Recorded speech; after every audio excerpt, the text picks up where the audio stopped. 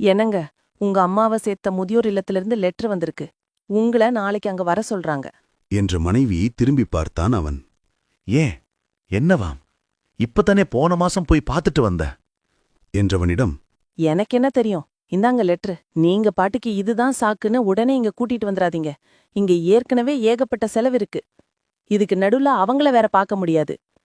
பொண்ணு படிப்பு செலவுக்கு இங்க முழி பிதுங்குது. இதுல உங்க அம்மாவுக்கு வைத்திய செலவு வேற செய்ய முடியாது. பாத்துக்குங்க என்றாள். சரி, சரி விடு, நான் பாத்துக்கிறேன் என்ற அவன் மனதில் அம்மாவைப் பற்றிய இனம் புரியாத பயமும் அதே நேரம் மனைவி மீது கடும் கோபமும் வந்தது. மறுநாள் காலை அம்மாவை பார்க்க முதியோர் இல்லம் சென்றவன் அங்கிருந்த முதியோர் இல்ல நிர்வாகியிடம் விபரம் கேட்க அவர் அவனது அம்மா கொடுக்க சொன்னதாக அவனிடம் ஒரு கவரை கொடுத்தார். கவரை பிரித்து பார்த்தபோது அவன் பெயருக்கு 5 லட்சம் ரூபாய்க்கான டிடியும் ஒரு கடிதமும் இருந்தது. கடிதத்தை படித்தவன் அதிர்ந்து போனான்.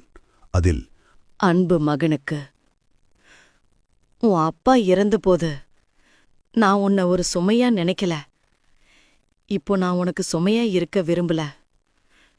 எனக்கு 80 வயசாகுது.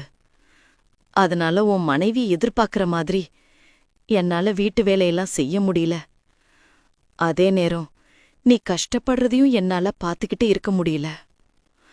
இந்த நிலைமையில என்னால என்ன செய்ய முடியும்? ஆனாலும் உனக்கு ஏதாவது செய்யணுமேன்னு மனசு வருத்தப்பட்டுருது. அந்த சமயத்துல வசதியான ஒருத்தருக்கு அவசரமா சிறுநீரகம் தேவைப்பட்டுச்சு. அதனால என் சிறுநீரகத்தை கொடுத்து அந்த பணத்தை உனக்கு தந்திருக்கிறேன். நீ கடனையெல்லாம் அடைச்சிட்ட என் பேத்திய நல்லா படிக்க வை. அவன் நாளைக்கு உன்னையும் உன் மனைவியும் காப்பாத்துவா. எல்லாரையும் நல்லா பாத்துக்க. நீங்க எல்லாம் நல்லா இருக்க நான் அந்த கடவுள்கிட்ட வேண்டிக்கிறேன். நான் போகிறேன் மகனே. அன்பு, அம்மா. அவன் அப்படியே இடிந்து போய்விட்டான். இன்று வரை மனதிற்குள் சொல்லி சொல்லி அழுது கொண்டுதான் இருக்கிறான்.